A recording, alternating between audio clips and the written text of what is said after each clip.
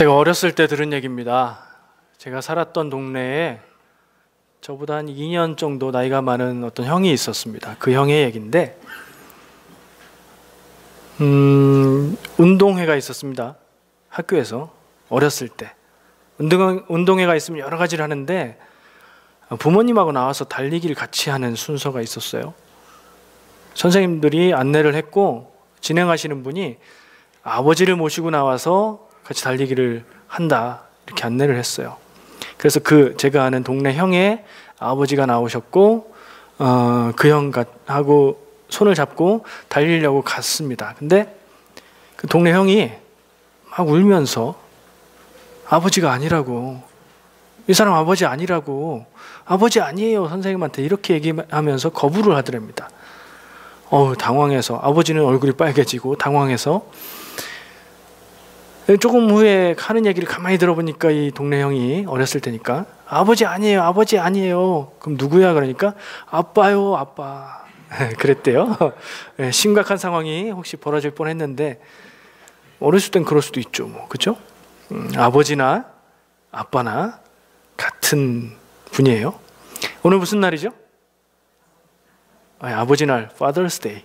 한국에는 없는, 얼마나 고마운 줄 몰라요. 어버이날 해서 같이 묶여가면 이 아빠가 엄마를, 이게 상대가 안 되거든요. 그냥 밀려서 그냥 묻어가는 건데 따로 떼주니까 참 고맙습니다. 좋은 것 같아요. 따로 떼주는 게. 챙겨주는 것도 따로 있고. 순서 옆에 메모 제가 드린 거 있죠. 그 노트 보시면서 그거 따라서 쭉 오시고, 빈 공백에는 뭐 괜찮은 얘기들이 있으면, 기억하고 싶은 얘기들이 있으면 메모하시면 좋겠습니다. Father's Day 얘기를 3개 딱 하고 넘어가려고요. 첫 번째, 아버지는 나의 근원이 된다. 이거는 어머니나 아버지나 똑같죠. 아버지 없이, 어머니 없이 세상에 태어나는 사람은 아직까지는 없어요. 앞으로는 있을 수도 있어요. 유전자 뭐 이런 거 해서. 아직은 없어요.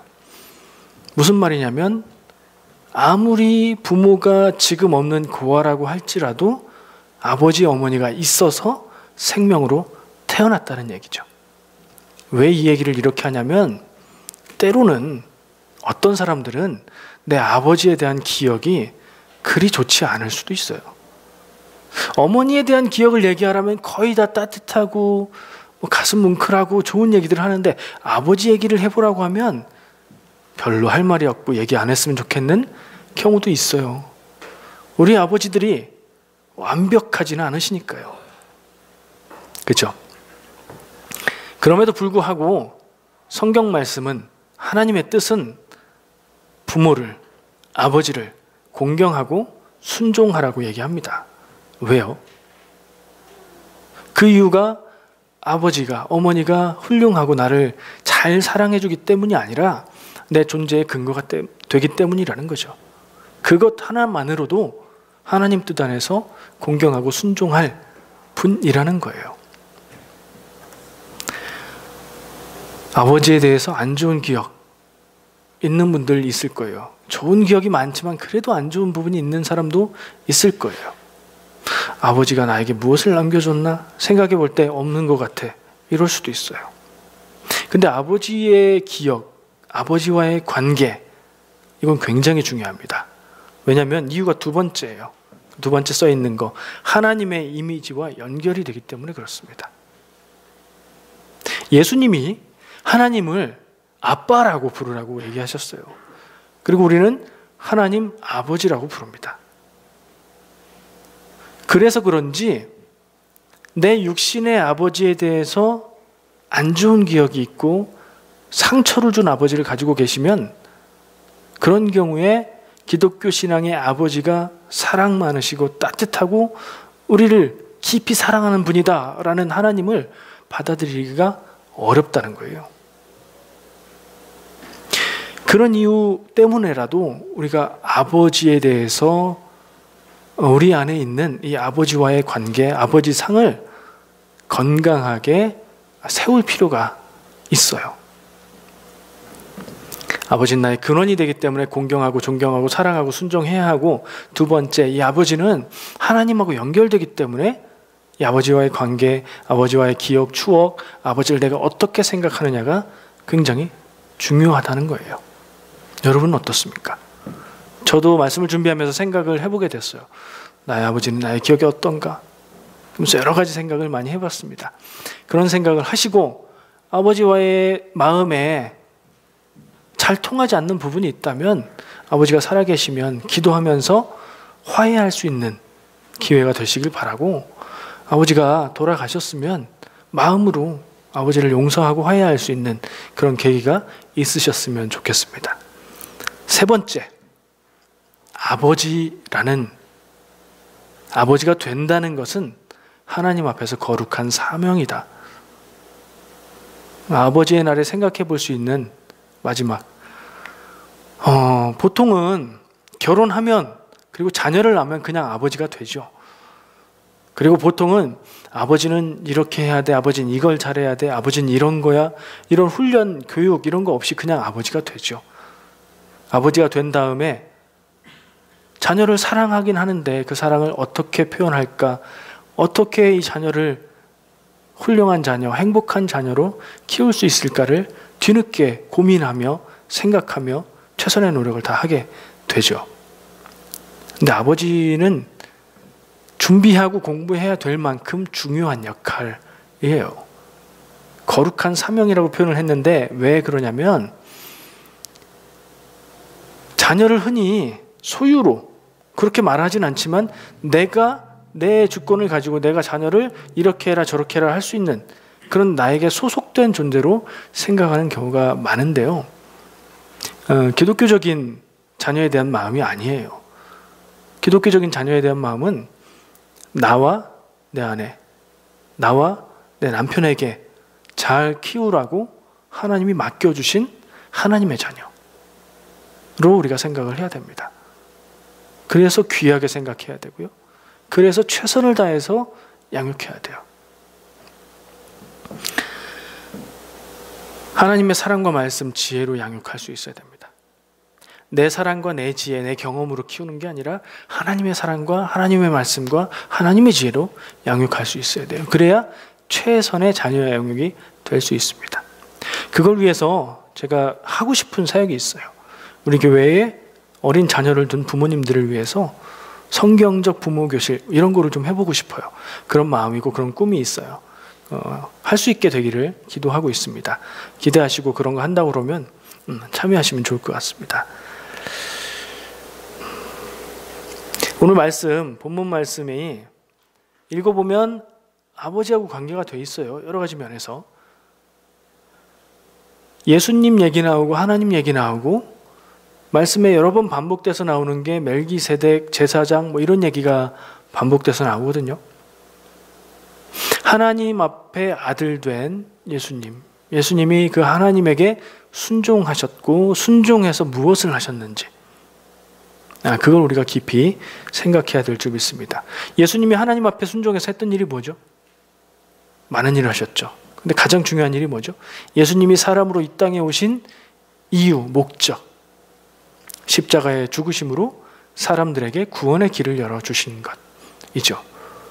예수님은 그 일을 하나님 앞에 순종하셨어요. 그리고 오늘 히브리서 말씀을 보면 그 예수님이 하신 일을 멜기세덱의 반차를 따른 대제사장이라고 규정, 재해석하고 있어요.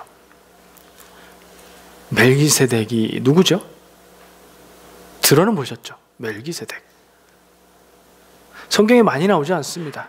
그래서 쉽게 찾기가 어려울 거예요.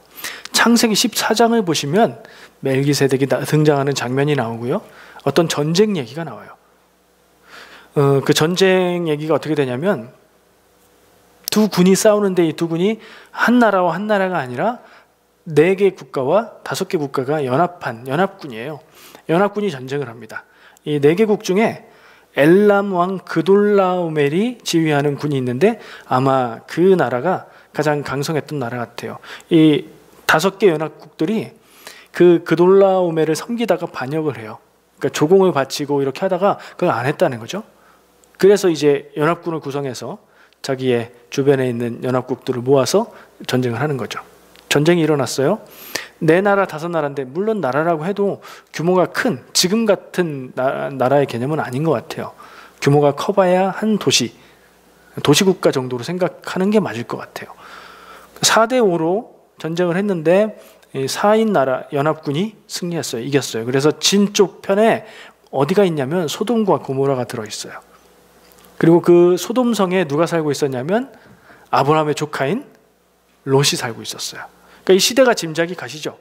아브라함의 시대이면서 아브라함과 롯이 헤어졌고, 그리고 어느 정도 시간이 지나서 롯이 소돔성에 들어가서 살고 있던 그때에 전쟁이 일어나서 소돔이 속한 그쪽이 져서 이 소돔성에 있던 아브라함의 조카인 롯을 포함한 많은 사람들이 전쟁 포로로 끌려가고 있어요. 어떤 사람이 아브라함에게 그 소식을 전합니다. 당신의 조카 롯도 포로로 지금 잡혀가고 있습니다. 아브라함이 급하게 자기 가족들, 식솔들 중에 훈련받은 사람들을 모아서 따라갑니다. 318명. 사병이겠죠, 사병. 뭐 아브라함이 나라나 장군이나 왕이 아니니까. 근데 아브라함의 사병이 318명이라는 얘기를 생각해 볼 때, 아브라함의 이 식구들 규모가 어느 정도구나 짐작을 할 수 있어요. 그 식구들과 재산을 지키기 위한 병사들이 318명이니까 거기에 한 가족에 싸움할 만한, 전쟁할 만한 사람들 한 명씩 있다고 치고 318가정 정도 생각해보고 한 가정에 4명 이렇게 생각해보면 1000명 규모가 넘는, 혹은 그 앞뒤 정도 되는 그 정도 규모의 가족들을 꾸리고 있는 아브라함입니다. 그 지역의 유지예요. 이 아브라함이 자기 집에서 길리운 종들, 무슨 표현이냐면 사온 종이 아니라 그 집에서 태어난, 1000명 넘는 규모니까 거기서 종들 안에서 태어난 자녀들이 있겠죠. 그 중에 건장한 남자들을 훈련시켜서 재산과 자기 가족들을 지키는 사병으로 그들이 일을 했던 거예요. 그 사람들을 데리고 쫓아갑니다. 그러니까 도시연맹이라고 했는데 그래도 4개 국가의 연합군인데 318명이라고 성경에 딱 숫자를 기록해 놓고 있거든요. 318명이 따라가서 싸워서 이겼어요. 뭐 놀랄 필요 없고요. 하나님이 함께 하시면 다 이기잖아요. 이겼어요. 이기고 포로로 끌려가던 소돔성과 다른 그 사람들을 다 데리고, 그리고 전리품으로 빼앗아간 모든 물건들을 다 취해서 아브라함이 돌아옵니다. 이 장면에서 멜기세덱이 등장을 해요. 등장하는데 2명이 등장합니다. 한 명은 소돔 왕이에요. 전쟁에 져서 모든 걸 빼앗긴 소돔 왕이 당연히 영접을 나와야 되겠죠. 자기 대신 쫓아가서 승리하고 자기의 모든 사람들과 소유들을 찾아오고 있는 아브라함이니까 그를 영접을 나간 거예요. 소돔 왕은 그렇다 치고 갑자기 제가 여기다 써놓기를 멜기세덱을 뭐라고 앞에다 써놨죠? 난데없는 멜기세덱이 등장합니다. 난데없다는 말은 그가 하찮은 사람이란 얘기가 아니라 전혀 예상하지 못했고 전혀 언급되지 않았던 사람이라는 거예요. 창세기 14장 말씀에 어떻게 기록되어 있냐면 살렘 왕 멜기세덱이라고 기록되어 있어요. 이 사람 왕이네요. 왕이 지금 나왔어요. 근데 전쟁을 한 당사자 나라가 아니에요. 다른 나라의 왕이에요. 나와서 아브라함을 축복합니다. 근데 말씀을 쭉 더 보니까 살렘 왕이면서 동시에 하나님의 제사장이라고 기록이 되어 있어요. 그러니까 2가지 역할을 하는 사람이었던 거죠. 지금 용어로 말하면 재정일치 도시의 국가의 왕이자 제사장인 사람이었던 거예요. 근데 그가 섬겼던 신이 하나님인 거죠. 하나님을 섬기는 제사장으로서 그리고 왕으로서 아브라함을 축복합니다. 그리고 또 사라져요. 성경 말씀에 안 나와요. 구약에 이 창세기 14장에 한번 나오고요. 이 살렘 왕 멜기세덱 대제사장이 한번 나오고 시편에 나오고. 근데 시편은 어떤 기록이라고 보기는 어렵잖아요. 그러니까 1차 자료라고 볼 수는 없죠. 이 멜기세덱의 이야기를 가지고 사람들이 알고 있는 거니까 그렇게 시편의 시로 노래를 한 거라고 봐야겠죠. 또 신약의 히브리서에 나와요. 히브리서 역시 구약에 나온 기록의 멜기세덱을 가지고 얘기한 거지 멜기세덱의 1차 자료는 아니잖아요. 그러니까 멜기세덱에 대한 첫 번째 자료로 볼 수 있는 기록은 이 창세기 14장의 한 장면, 그것도 자세하지 않은 한 장면 뿐이에요. 정말 난데없어요. 갑자기 등장해서 아브라함을 축복하고 사라졌어요. 근데 하나님의 제사장이래요. 그런 인물이에요. 근데 오늘 이 히브리서 말씀을 읽어보면 예수님을 멜기세덱의 반차를 따른 대제사장이라고 얘기하고 있어요. 이게 무슨 뜻일까요? 예수님은 누구죠? 우리에게? 우리가 다 아는 상식으로 예수님은 누구죠? 어려우신가? 예수님 뒤에다 예수 뭐라고 붙이죠? 예수 뭐예요? 그리스도. 그리스도라는 말은 예수님의 라스트 네임이 아닙니다. 예수님이 그리스도이시다라는 말이에요. 그리스도라는 말은 구세주라는 말이에요. 언어의 그 근본을 따져가면 그리스도는 그리스어의 크리스토스에서 나온 말이고 영어로 바뀐 말이고 그 그리스어 크리스토스는 히브리어의 메시아라는 말에서 온 말이고요. 그 메시아의 뜻은 하나님의 기름 부음을 받은 사람이란 뜻이에요. 하나님이 선택한 사람이란 뜻이고 예수님에게 그 그리스도가 붙는 이유는 하나님이 모든 인류를 구원하는데 세우신 분이라는 뜻이에요. 그래서 예수님을 예수 그리스도라고 부르는 건 예수님이 그리스도십니다. 나에게. 예수님이 나의 구세주십니다. 라는 고백이 되는 거고요. 그리스도교, 기독교, 기독은 그리스도의 한자 표현이거든요. 그리스도인입니다. 기독교인입니다. 크리스찬입니다. 라고 얘기하는 건 나는 하나님을 믿고 예수님이 내 구세주가 되는 것을 믿는 사람입니다. 라는 뜻이에요. 우리가 알기로 예수님은 그리스도, 나의 구세주입니다. 어떻게 해요?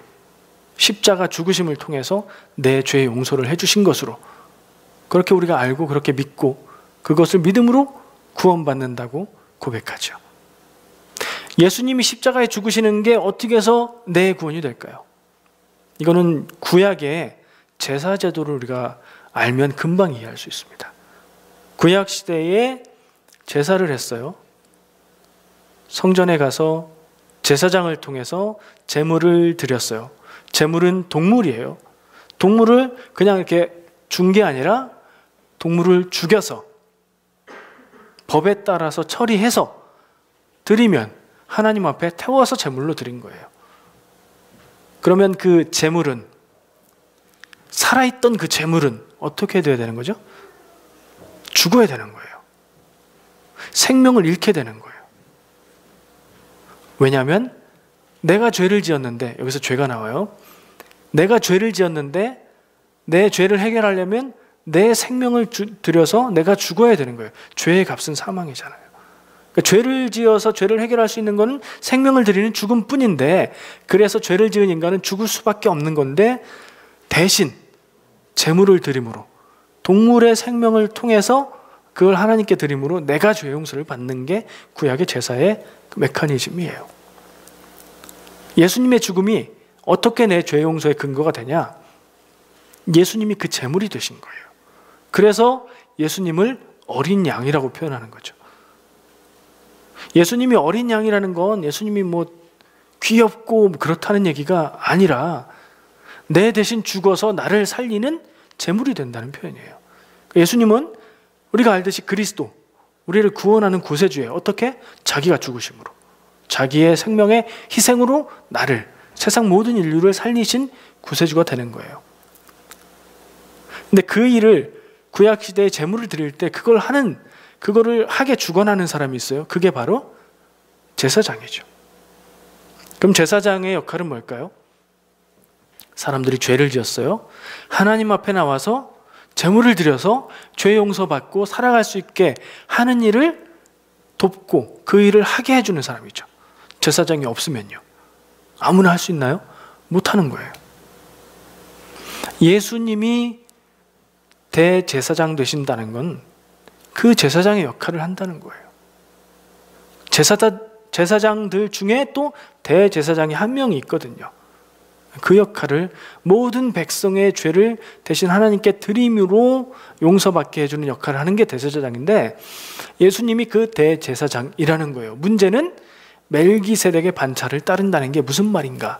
반차를 따른다는 말을 다른 번역의 성경으로 보니까 계통을 따랐다는 얘기래요. 멜기세덱의 계통을 따른 제사장이다, 이 얘기예요. 무슨 얘기냐면 원래 이스라엘에는 제사장이 되는 혈통이 따로 있어요. 어떤 지파 사람들이 제사장이 되죠? 지파 아시죠? 12지파.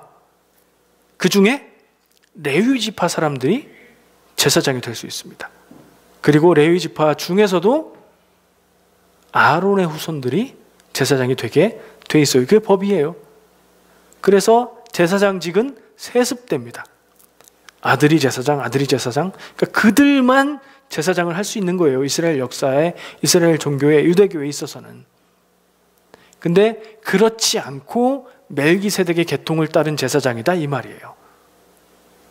아론의 후손으로서 레위족 속으로, 레위 지파로 제사장이 된 게 아니라 다른 계통의 제사장이라는 얘기를 지금 하고 있는 거예요.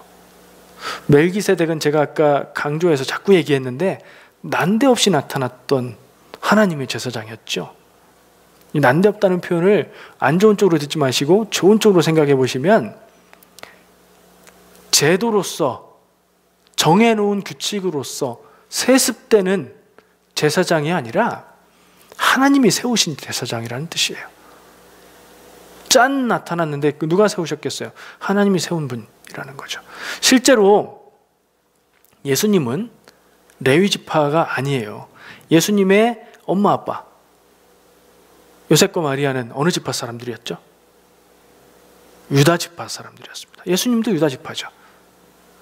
레위 지파가 아닌 유다 지파 사람으로서 온 인류의 죄를 용서받게 해주는 그 역할을 중재해주는 제사장이 되는 예수님, 자기 생명을 드림으로 희생제물이 돼서 구세주가 되시는 예수님에 대해서 히브리서 말씀이 기록하고 있는 겁니다.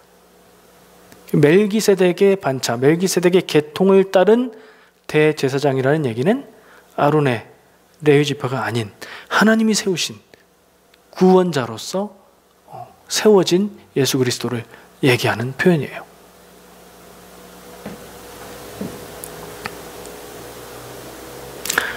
말씀을 정리하려고 합니다. 저는 되게 짧은 것 같은데 어떻게 느껴질지 모르겠지만 시간은 나중에 비디오를 확인해 보면 딱 나오죠. 세 가지 결론을 내볼게요. 첫 번째, 아버지 날에 대해서 얘기했었죠. 그리고 본문에도 보면 예수님과 하나님 간의 이 아버지와 아들의 관계, 순종의 관계, 이런 거에 대해서 얘기를 하고 있죠. 내 존재의 근거가 되는 나의 아버지. 엄마만 있어도 내가 있을 수는 없잖아요. 그죠? 그리고 내 인성의 근거가 되는 나의 아버지. 두 가지 경로를 통해서 나에게 물려준 유전자를 통해서 내 성격과 내 행동과 나의 많은 것들을 내게 물려주셨고요. 내가 어린 시절 늘 보면서 하시는 말을 듣고 하는 행동을 보고 배워서 내가 아버지의 인성을 물려받았어요. 좋아하든 싫어하든 아주 중요한 영향을 받았어요. 아버지를 통해서. 그게 나의 아버지예요. 육신의 아버지가 그렇고요. 하늘에 계신 하나님 아버지 동일합니다. 내 존재의 근거. 세상 모든 존재는 어디서 왔어요? 하나님에게서 왔죠. 온 우주, 온 생명, 모든 사람들의 창조는 어디서 왔어요? 엄마 아빠가 낳았다고요? 그 엄마 아빠는요? 생명은 어디서 왔어요? 하나님이 내 존재의 근원입니다. 이걸 잊으면 무엇을 위해서 살아야 되는지, 내가 어떤 존재인지, 어떻게 살아야 되는지 이게 다 헷갈리게 되는 거예요. 하나님이 내 존재의 근거가 되어야 됩니다. 그걸 잊지 말아야 됩니다. 그리고 하나님이 내 성품의 근거가 되어야 됩니다. 우리 성격도 다 각각이고 성품도 다 다르고 그렇죠. 빨리 뜨거워지는 사람이 있는가 하면 참 안 뜨거워지는 사람도 있고 빨리 뜨거워지는 반면 빨리 식기도 하고 막 각각 다 다르죠. 정말 하나님은 우리를 다 독특하게 그렇게 만드셨어요. 아버지를 통해서, 육신의 아버지를 통해서 혹은 어머니를 통해서 혹은 내 경험들을 통해서 내가 지금 이 모습으로 이렇게 살고 있죠. 혹은 또 내 선택을 통해서 내 성품의 근거, 하나님이 내 성품의 근거가 되어야 된다는 표현은 하나님 안에서 온전한 모습으로 하나님이 나를 창조하신 본래의 그 모습으로 내가 그렇게 살아야 된다. 그 모습을 회복해야 된다. 내 존재가 망가지고 연약해지고 약해진 부분이 있다면 하나님이 창조하신 그 원래 설계대로 회복되어야 된다는 얘기예요. 아버지에 대해서 생각하면서 육신의 아버지 그리고 하나님 아버지를 그렇게 생각을 해봤습니다. 두 번째, 순종에 대해서 생각을 해봤습니다. 예수님은 순종하심으로 십자가 죽으심의 길을 따라갔어요. 하기 싫었어요. 증거가 있습니다. 예수님이 기도하세요. 이 잔을 내게서 옮기시옵소서. 그러나 나의 원대로 마시옵고 아버지의 원대로 하옵소서. 많이 들어보셨죠? 예수님이 십자가 죽음의 길을 가시기 전 그 일을 바로 앞두고 잡혀가기 전에 겟세마네 동산에서 기도하셨던 그 내용이에요. 이 잔을 내게서 옮기시옵소서. 나는 이 길을 원하지 않습니다. 근데 아버지의 뜻이 그러하시면 아버지 뜻대로 하시옵소서. 내가 두렵고 내가 그 길을 원하지 않지만 하나님의 뜻과 계획이니 내가 순종하겠습니다 라는 결단이죠. 그 결단을 하기 위해서 그 기도를 하신 거예요. 예수님은 그렇게 순종하셨고 그 순종을 통해서 모든 사람의 구원의 길이 열려지게 된 거예요.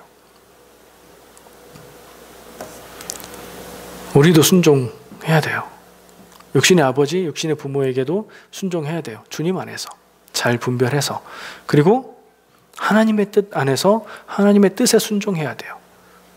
순종이 제사보다 낫다 이런 얘기를 하면서 교회 안에서 순종하세요 막 이렇게 표현해요. 근데 교회 아니든 어디든 우리가 순종해야 될 대상은 하나님뿐입니다. 하나님의 뜻에 순종하라는 거지 목회자의 뜻에 순종하라든가 혹은 교회의 다른 어른들의 뜻에 순종하라든가 교회에서 사람들이 이렇게 해야 된다고 생각하는 그런 생각에 순종하라는 말이 아닙니다. 오직 하나, 하나님의 뜻에 순종해야 돼요. 그거면 최고의 인생, 성공하는 인생, 사명 감당하는 인생이에요. 근데 순종하고 싶은데, 알기만 하면 순종하고 싶은데 하나님의 뜻을 잘 모르겠는 게 문제죠. 어떻게 알 수 있죠? 두 가지.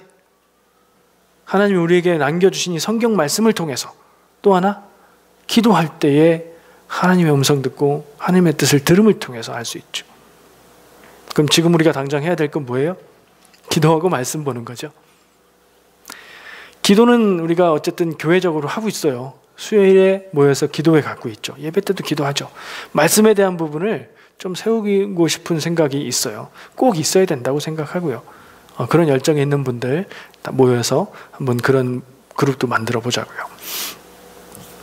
기도와 말씀으로 거룩해지며 성령 충만해지며 하나님의 뜻을 알고 하나님의 뜻에 순종하는 사람들, 그게 우리 교회가 되면 좋겠습니다. 그 삶이 저와 여러분들의 삶이면 좋겠습니다. 세 번째, 마지막 결론입니다. 하나님이 하신다. 뭔가를 하는데 그 일의 진행과 결과 하나님이 하실 거라고 믿는 믿음이 중요하다. 그 얘기예요. 우리가 딱 기도하면 나오는 기도 제목이 있죠. 그게 나한테 지금 제일 중요한 거거든요. 하나님 앞에 기도할 때 뭐 중요하지 않은 것부터 하지는 않잖아요. 내가 제일 다급한 거, 내가 제일 중요하게 여기는 것부터 기도하죠. 무슨 기도 제목이 제일 첫 번째 나오십니까? 우리 아들, 우리 딸, 자녀들에 대한 기도? 그럴 수 있죠. 아주 중요하잖아요. 오늘 지금 사업 때문에 내가 고민인데, 직장 때문에 고민인데, 지금 어려운 일 당하고 있으면 그게 기도 제목이 되겠죠. 하나님, 우리 교회의 기도 제목이 첫 번째면, 우리가 다 그 기도의 혜택을 볼 거 아니에요? 그것도 기도 제목이 될 수 있을 것 같아요. 기도하는데 그 첫 번째 기도 제목이 되는 그 일을 내가 한다고 생각하면 너무 무거워요. 힘들어요. 근데 하나님이 하신다 생각하는 게 아니라, 자기 최면이 아니라 하나님이 하신다고 믿는 거예요. 그러면 불안하고 두려울 일이 없죠. 어린 아기가 아버지만 있으면, 아버지 얼굴만 보이면 높은 데서 뛰어내릴 수 있는 것처럼, 그게 아이가 아빠를 믿는 믿음이죠. 그런 게 믿음이에요. 생각해서 논리적으로 혹은 경험을 통해서 막 생각해서 아빠는 나를 받아줄 거야. 받아줄 확률이 90%가 넘어.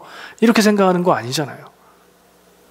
살면서 아버지가 나를 받아주고 안아주는 경험을 했고 그 따뜻한 아버지를 그냥 믿으니까 그냥 뛸 수 있는 거죠. 살면서 기도하고 하나님을 의지해서 하나님이 일하시고 하나님이 해결하시고 하나님이 일을 만드시고 내가 생각하지도 못했던 방법을 통해서 하나님이 일하셨던 경험들 우리 삶 가운데 있죠. 문제는 그걸 잘 잊어버려서 문제죠. 그걸 기억해야 됩니다. 그거 기억하고 정말 늘 믿음으로 요 믿음 하나님이 하실 거야. 하나님이 잘 되게 하나님 뜻 안에서 온전케 하실 거야. 이 잘 되기는 내 생각하고 다를 수도 있어요. 그러나 내 생각의 결과보다 하나님이 하시는 일의 결과가 훨씬 더 크다는 거, 훨씬 더 좋다는 거, 최고의 결과라는 거, 그거는 생각할 필요가 있죠. 완전한 아버지이신 하나님 아버지를 믿고 그 뜻을 구하고 순종하는 자가 성공하는 인생. 세상의 성공 그 기준 말고 하나님 앞에서 믿음으로 성공하는 인생. 영원한 성공. 그게 뭐죠? 구원을 통해서 영생을 얻는 것. 그런 삶을 살게 될 줄 믿습니다. 그렇게 사시기를 축복합니다. 기도하겠습니다. 하나님 오늘 주신